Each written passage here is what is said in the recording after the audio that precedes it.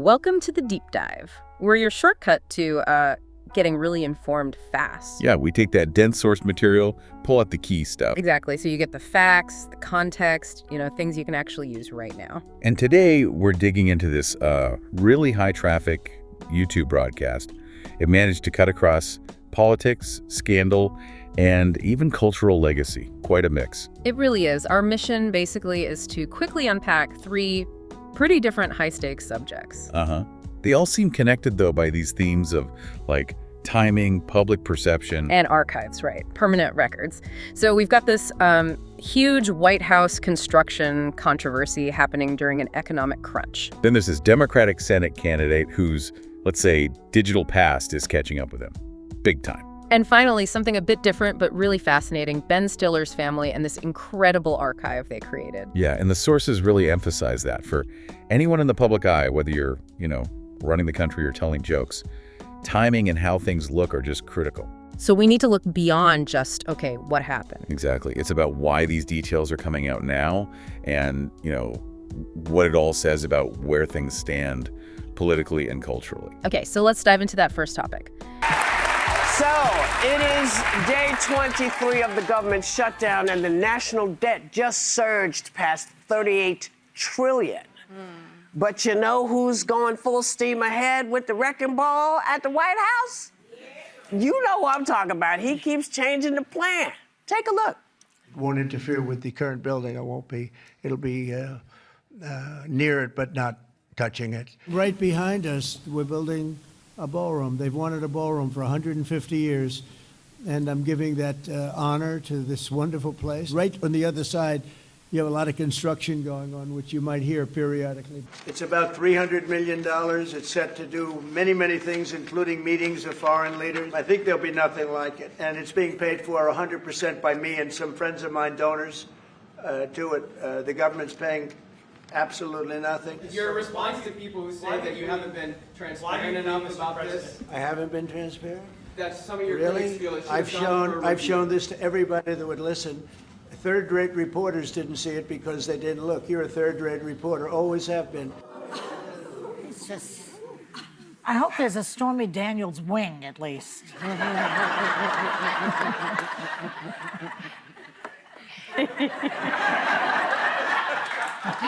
Just gonna let that sit. So, apparently Republicans are giving mixed reviews about this new construction. Take a look. We're talking about building a ballroom when we're trying to get the economy squared away. Timing's bad. This is not about bad timing on this. This is something that's happened in the last 125 years. Multiple presidents, even while there's a government shutdown, construction companies are still happening with private funds. FDR had added the swimming pool, I think. Barack Obama added a basketball court. President Trump's going to add the greatest improvement to the White House in the history of the building since it was originally constructed in 1800. The ballroom is going to be glorious. Mike, I just want to point out that none of those things were done without permission. Everybody knew it was happening. This, nobody knew when it was happening. Nobody knows how it's happening. You say that it's being paid for by other people, but it's always going to come down to the people. The people are always going to end up paying something. So I don't understand why you don't get that people are saying, wait a minute, nobody asked for, I don't remember asking for a ballroom. Right. And also to say that Obama put in a basketball court is like saying, oh, should we do bath fitters and put in a bathroom, or should we knock the whole house down? Right. That's basically the difference. The economic context here really kicks things off, doesn't it? It absolutely does. The sources set the stage with a major government shutdown. We're talking day 23. Right. And at the same time, the national debt is soaring past $38 trillion. That's the backdrop. A very stark backdrop. And smack in the middle of this, the president is pushing ahead with this massive White House expansion project. And the scale is just, well, it's kind of staggering. We're talking about a proposed $300 million ballroom addition. Yeah, $300 million. And there's this immediate contradiction, right? The president initially promised, the source material says, that he'd be near it but not touching it, meaning, preserving the historical structure. But that's not what's happening now. Apparently not. The current plan involves demolishing the entire East Wing to build this new ballroom. Wow, the entire East Wing? That's not just an addition. That's a complete overhaul. It really is. But the defense is The claim that the government isn't paying a dime, absolutely nothing, is the quote. So where's the $300 million coming from? It's supposedly paid for 100% by the president himself and friends of mine donors. That's the phrasing used. Okay, so private funding. But that immediately brings up the criticism you mentioned earlier, right? The optics. Exactly. Even if the funding is totally private, you got this image building a massive, expensive ballroom while the government shut down. Unemployment's still high. People are lining up at food banks because of the shutdown. Right. And the source material calls that a disturbing optical problem. It just looks bad. It feels like a huge disconnect in priorities. A $300 million ballroom versus, basic government functions and people struggling. It really does. And the comparison made in the source is interesting. Think back to the minor fuss over Michelle Obama planting a vegetable garden. Oh, I remember that. That seems so small compared to this level of spending and demolition. Totally different scale. The backlash potential here is massive because the cost and frankly, the audacity are so much greater. And it's not just about the money or the looks, is it? It's about the history being torn down, the East Wing. That's a huge part of the criticism. The East Wing isn't just bricks and mortar. It has this deep symbolic significance. The source uses that metaphor. If the West Wing is the mind of the nation, then the East Wing is the heart. It's always been associated with the First Lady's office, with that more personal, often social and cultural side of the presidency. Yeah, you think about Eleanor Roosevelt formally setting up the First Lady's office there. Betty Ford fighting for her staff's pay. Laura Bush and her literacy work. Michelle Obama's Let's Move campaign. All based out of the East Wing. So tearing it down, it feels like erasing that specific historical contribution, that legacy of the First Ladies. It reframes the whole project, doesn't it? Less about practical need, more about a statement. Definitely a statement.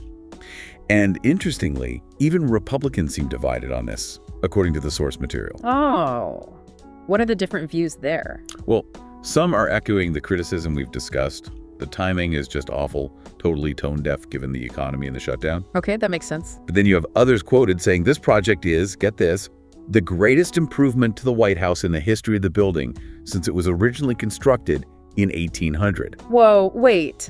The greatest improvement since 1800? That sounds incredibly hyperbolic. It's a huge claim, right, and politically risky, as you say. It makes the White House sound less like a public historical monument and more like a private estate getting a fancy upgrade, a personal palace. Exactly. And that level of disagreement, even within the same party, suggests this isn't really just about architecture. It's about the president's style, his priorities. And it brings us back to that private funding claim.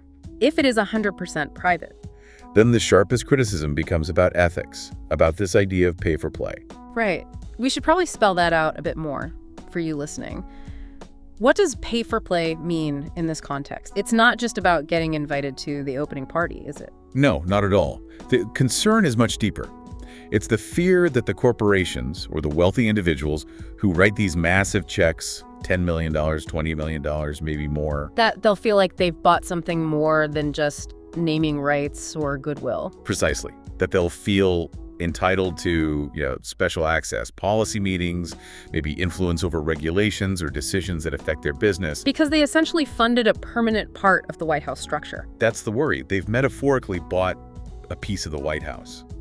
And the sources highlight a lack of transparency, a lack of clear oversight around this private funding for a public landmark. That combination does sound ethically fraught. Private money, public building, potential influence. It creates a really tricky ethical gray area, potentially setting a concerning precedent for the future. Okay, let's completely switch gears now. From the White House to a Senate race up in Maine. Yeah, this one is about political accountability, especially, in our very online world. We're talking about Graham Plattner. Graham Plattner is the former Marine and current Democratic Senate candidate in Maine, hoping to unseat Susan Collins. And he's been gaining ground, but this week he apologized and covered up a tattoo he got in 2007 after accusations that it was a Nazi symbol. He also told the Pod Save America podcast that he regrets some of his social media posts. Take a look. I'm sure I said some dumb stuff. It was also a dark time in my life. I also used to get drunk and post on Reddit because that was fun when I was angry and alone. And pretty sure that accounts for most of my bad behavior. I mean, there are things that I said, there were words that I used that I'm utterly horrified by. And I'm not blaming anybody else, but the idea that that a person cannot like evolve and grow from years ago is, I think, pretty laughable. You know, some Democrats are still sticking by him, but will this be a disqualifying thing for voters? I mean, doesn't anybody recognize that if you're going to run for office, your stuff's going to come up? So perhaps you want to bring it up before everybody else does. Because now it just sounds like you making excuses. Yeah. You know, and it seems like everybody has a past now. Well, and this man, P. Hustle, that's what he was known as, his handle, posted over 1,800 times between 2009 and 2021. That, to me, is seriously a red flag when we talk about people being radicalized online. If you've spent that much time on a Reddit site, that's my first concern. Two, although everyone has a past, not everyone can whip up an anti-Semitic or racist tattoo that they accidentally got on spring break because they were drinking. You know, like the level of what you're bringing up is not just a whoopsie. It was a repeated offender. And so this is where I say there are just so many fish in the sea. In fact, there are 1.5 million people in Maine. I'm sure there's someone else that they could get now. But there are 340 million people in this country. They can't find one without a Nazi tattoo. Right. Yeah. Right. I mean, that's the thing. I understand that some Democrats. Thank you. I understand some Democrats are still supporting him. I think because he's running against Susan Collins and people want her to be gone and done because of some of her voting history. But you can't say, oops, 18 years ago I was in Croatia drunk and I got an anti-Semitic tattoo. Yeah. And when you get to the point where you're denying on a podcast that you're a Nazi, I think it's over, you know, and so it's just over. Well, I appreciate that we've had this conversation when it's folks on the right, and we've said whether you were on that GOP group chat, whether you were this gentleman we didn't end up talking about on the show, but who ended up having his nomination withdrawn, Paul Ingrassia, because he had some neo-Nazi history. Both sides. There has to be a standard of behavior in this country for our elected officials. There was a time when there was almost, you wanted a moral superiority in your leaders. So if you're a Nazi adjacent on the right or the left, you have no business being in public life. Step aside for someone else who could run for that. That seems obvious. That seems That's the easy call, you know? Well, you know, it's just, I don't know if we will, I don't know that we're living in a time anymore where somebody doesn't have something stupid that they've done, whether it's naked pictures or I mean, we used to say to people, that would be nice this lives on. That would be like but we used to That's say to people, play. these things live forever. And we say to people, listen, know that your stuff is going to come back up. He's the Democratic candidate, a former Marine, trying to unseat the incumbent, Susan Collins. And he was apparently doing pretty well, gaining some momentum. But then his past sort of erupted online, pulled right from the digital archives. A modern political story indeed. So what came out? Two main things hit him at once, forcing him to respond. First, there was this tattoo. A tattoo. Yeah, one he got back in 2007. Apparently he was drunk in Croatia and got this tattoo that some people accused of being a Nazi symbol. Oh, wow. Okay. How did he handle that? He's since covered it up and apologized for it, saying, you know, it was a stupid mistake made while intoxicated years ago. But you said there were two things. Right. The tattoo was maybe the hook, but the bigger issue, the one the source material really dives into, was his online activity, specifically on Reddit. Ah, the internet trail. Exactly. He used the handle P. Hustle and posted, wait for it, over 1,800 times between 2009 and 2021. 1,800 times. Over 12 years. Yeah. And he admitted that he often posted when he was, quote, angry and alone. Now he's saying he regrets all the dumb stuff he wrote and is utterly horrified by some of his past words. So what's his main argument now? How does he defend that volume of posts? His core defense is basically about personal growth. He's arguing that people have to be allowed to evolve and grow, that mistakes made years ago shouldn't define you forever. He's asking for a chance to show he's changed. That sounds like a reasonable human sentiment, wanting the chance to move past mistakes. It does, on a personal level. But the source material really pushes back hard on applying that same leniency to someone running for a high public office. How so? The analysis frames it not as a single whoopsie, like maybe the tattoo could be argued as, but as a pattern. A repeated offender is the term used. Because of the sheer number of posts, 1,800 is a lot. Exactly. And the time frame, too, 12 years, stretching well into his late 30s.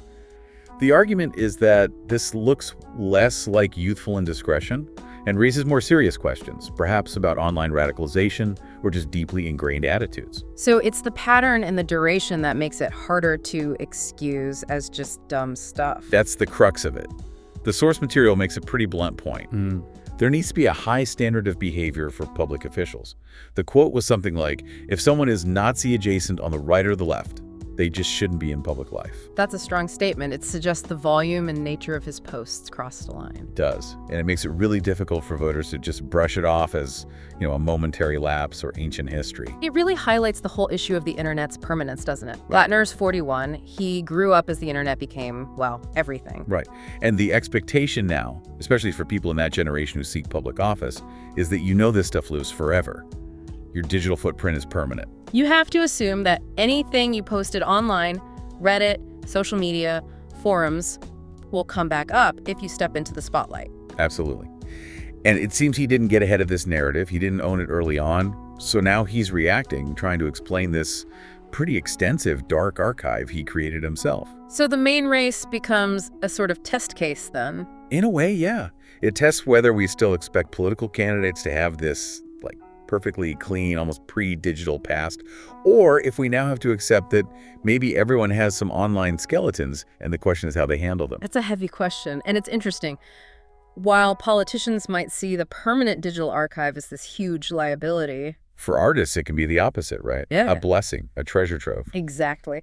Which leads us perfectly into our third topic, the Stiller family, and specifically Ben Stiller's new documentary about his parents, Stiller and Mira. Nothing is lost. What would you say your trademark is, if you have one? Well, I guess the look I'm best known for is blue steel.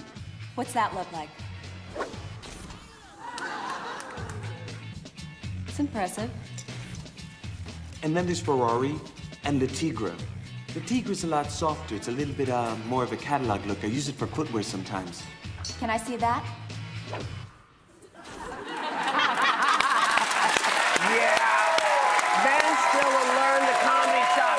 So well in hits like Zoolander, from his famously funny parents, the iconic comedy duo Jerry Stiller and Ann Mira. Now his terrific new documentary, Stiller and Mira, Nothing is Lost, explores how the line between life and art can get very blurry growing up in a showbiz family. Take a look. And when that door was closed, they were working. Well, I used to act. I was a good actress before I met you. And that was time to not bother them. And you say, yeah, for $50 a week, what will you do? For $50 a week, anybody could do sometimes that. Hearing laughter, sometimes hearing raised voices. I'll do the cooking, all right? All right, you cook. But who has to clean it up? Me. You leave a mess and everything. Never knowing if that was real or them rehearsing something. She's the funniest woman in the world, off stage and on stage. Now, the thing is, when she does these funny things, I am an exploiter, an opportunist. I'll take a pencil and start to write it down. The minute I do See, that... we can use that on a show. And I'm ready to kill him. I said, again, where does the act end and the marriage begin? Please welcome back Ben Stiller.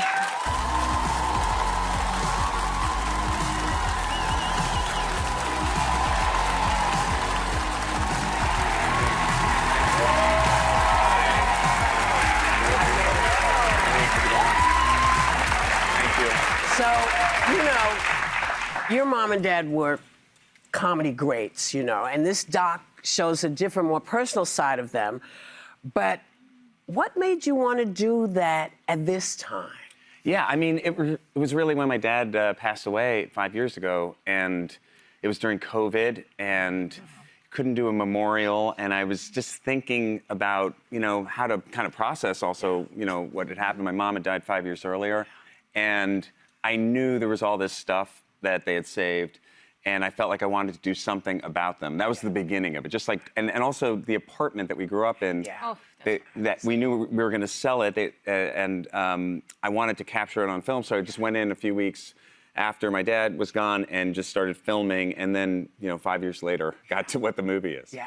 Wow. Well, also, I mean, you knew that your parents kept a lot of personal and professional things in that apartment over the years, but you also came across apparently a treasure trove of material because apparently your father recorded everything. Smart. Yes. It was like Watergate in that what house. was on those tapes? Yeah, definitely a little bit of a Watergate vibe. Yeah, no, he was just always recording when they would work together, when they'd write together. he would record so that, they'd improvise and then they would use that. But then sometimes the tape would keep going and he would tape us as kids just to capture it. And what I discovered that their assistant had saved all this stuff, Dawn, and really cataloged it over the course of a few years, and there were hundreds of hours of stuff. Wow. And what was in there were some arguments and discussions, and just their life at that time. And so I learned a lot of stuff about them I didn't know in terms of how they, how my dad dealt with my mom, and there was a lot of pressure on them as a couple to really make their living as a comedy act. And my mom didn't love comedy. I mean, she was brilliant at it, but my dad was the guy who grew up wanting to be a comedian, and they found this success in the act. And so it was, really interesting to just hear how they worked through all that. Yeah. The treasure trove, that. What a gift. Well, it was such a treasure trove that you actually donated their archive to the National Comedy Center. Yeah. So which will have selections on display in their museum. Yeah. What do you think that would mean to them? I mean, it would mean a lot to my dad. In the movie, there's actually a clip of my mom saying that my dad thought, why are you saving all this stuff? You think that the Smithsonian is going to want it? I was like, well, no, but the National Comedy Center wants it. And I think, he was saving it because I think he felt it meant something, personal and professional stuff. He felt like there was meaning to it, and he was always exploring his past as he got older, writing about his childhood. Creatively, always, kind of trying to figure out how to take his personal experience and make it into art. And I think this would have been something that, I thought about it a lot because there's a lot of personal stuff in the movie too.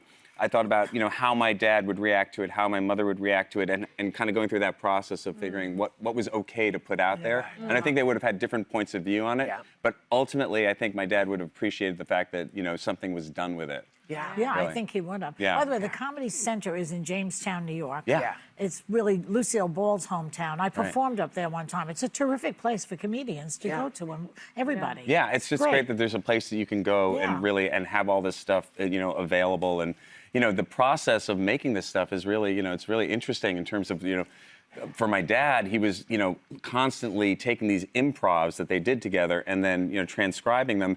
And I get into that in the movie a little bit, seeing how that process worked, where they'd have to go on the Ed Sullivan Show, which they did 36 times. Yeah, but then they were actors, so they could reproduce it. Exactly, yeah.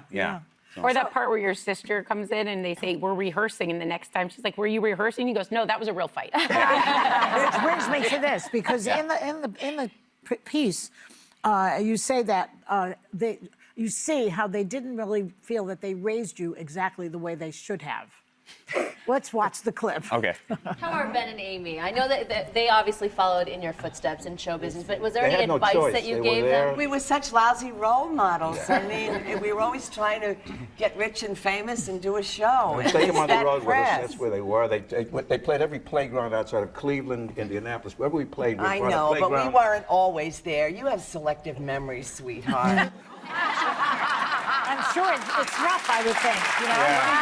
They were on the road trying to make a living. And every family, you have to deal with whatever it is. With somebody, you have to go out and work. The parents have to go out and work, and that time that you don't spend with your kids and that struggle. And that's something that they felt all the time, I think, having to go on the road especially. And also just as a creative person, that thing where you have to honor that aspect of who you are, but then you also, want to have those relationships, those family relationships, and your kids. And, for me, also having kids who are now, actors also, and, experiencing that became part of the movie, too, in terms of talking to them about how, I guess cyclically, generationally, these things get handed down. You want to do better than your parents, but then in some places you do better, sometimes you do worse. Yeah. And it's just that struggle we all go through. It's the craziest, but we're going to come back with more with Ben Stiller. This sounds like a fascinating project. It came about from a really personal place, didn't it? It did. It started basically as Stiller was processing his grief after his parents. The legendary comedy duo Jerry Stiller and Ann Mara passed away. They died about 5 years apart. So the documentary was a way to sort of work through that loss. Yeah, and also practically to capture the feeling, the essence of the apartment they all grew up in before it had to be sold, just trying to hold on to that history. But then he found something unexpected, something his father had been doing. This is where it gets wild. While clearing out the apartment, Ben Stiller discovered that his dad, Jerry, had been recording. Well, everything. Everything, like what? The source described it as having a Watergate vibe. Jerry had apparently recorded hundreds and hundreds of hours of tapes over the years. Wow, just audio tapes. What was on them? It was a complete mix. Yeah, audio tapes mostly. Some were professional, like them working out comedy bits, improvising, writing sessions. Okay, standard creative process stuff. But then there was all this personal stuff, too. Tapes of arguments between his parents, intimate discussions about their lives, their careers, even recordings of Ben and his sister as little kids. Whoa. That's incredibly personal. An archive of their entire life, almost. Totally. A real treasure trove, as the source calls it. And this material, this private family archive, was considered so unique and historically valuable. What happened to it? It's been donated to the National Comedy Center. It's in Jamestown, New York, which is actually Lucille Ball's hometown. That's amazing. So their personal life recordings are now part of the national comedy history. Pretty incredible, right? And the documentary uses these tapes to explore this central theme. For Stiller and Mara, where did the comedy act end and the real marriage begin? Because they were famous for using their own lives, their relationship, as material for their comedy. Constantly. Ben Stiller talks about never quite knowing if they were performing or just being themselves. They were always on, always observing, always mining their experiences for jokes. That must have been a complex way to grow up. Your parents' life is their art. It speaks volumes about that challenge for creative parents, doesn't it? Where your personal identity gets so wrapped up in your professional output. And the source material touches on that struggle, that tension. Apparently, Stiller's parents even said they felt like lousy role models sometimes. Why? Because they were so focused on their careers. Yeah, focused on becoming rich and famous, as they put it. They often took the kids on the road, prioritizing the work, the art. It highlights that classic dilemma for creative people. That balance between nurturing your art and nurturing your family relationships. It's tough. And it feels cyclical too, right? The source mentions Stiller himself now has kids entering acting with his wife, Christine Taylor. Ah, so he's likely facing some of those same questions now from the parents' perspective, trying to maybe find a different balance than his parents did. The cycle continues. It's a really human element to the story. But beyond preserving his parents' legacy, Stiller is obviously still very active himself. Oh yeah, keep him busy. He's announced a new Meet the Parents movie. That's right, the fourth one. It's going to be called Faller-in-Law, and apparently it'll star Ariana Grande. Interesting. So Stiller's stepping into the Robert De Niro role now, the skeptical father-in-law figure. Seems like it. A classic comedy baton pass. But he's also engaging with his own past hits. Like what? Well, the source brings up Reality Bites, his Gen X classic. Apparently, there's still this enduring debate among fans even 30 years later. About who Lena should have ended up with. Exactly. Should it have been Michael, Stiller's character, the stable, well-meaning yuppie? Or Troy, the slacker, who supposedly offer a better lovemaking? That debate is still going. That's amazing. It's like a cultural time capsule itself. Totally. It reflects those ongoing questions about what people prioritize, stability versus passion. Maybe it's a fun little cultural test. And then there's his new business venture, something about drinks. Yeah, he's launched a beverage line called Stiller Stowe S Soda. Low calorie, only 30 calories per can. Okay, what's the flavor? The main one, the flagship, is Shirley Temple. He apparently joked, "I'm more Shirley Temple than a tequila guy." Okay, so he's blending nostalgia, comedy, new ventures, keeping things diverse. So wrapping this all up, we've really covered a lot today, all stemming from that one YouTube source. We looked at how archives, historical, digital, even personal tapes are shaping public life. Yeah, we saw the White House project being challenged not just on cost, but on its erasure of the East Wing's, historical record, its legacy. Then we saw a political candidate, Graham Plattner, really struggling because his own digital archive, those 1,800 Reddit posts, clashed so hard with the image he needs now. And on the flip side, we celebrated how the Stiller family's intensely personal archive, those Watergate vibe tapes, actually became this treasured piece of national comedy history. So for you, the listener, the key takeaway here, the value, is really understanding these underlying forces. Right. History, optics, the sheer permanence of the digital record, these are the lenses. They're how public figures, projects, everything gets viewed and judged now. You need to be aware of them. And that brings us to a final thought. Something for you to maybe mull over on your own, connecting all these threads. Okay, let's hear it. We've seen how archives, whether they're old building plans, Reddit posts, or family audio tapes, define both political chances and artistic legacies today. So considering that almost everything in public life now gets archived instantly and forever, does the idea of genuine personal evolution for public figures still hold water? Or are we heading into an era where, to be electable or publicly accepted, you almost need a perfectly clean, maybe even pre-digital past? Is redemption possible when the record is so complete and permanent? It's a big question, right? Redemption versus the demand for flawlessness. It really is. Something to chew on. We'll leave that one with you. Thanks for diving deep with us today. Keep exploring the material on your own, and we'll catch you next time.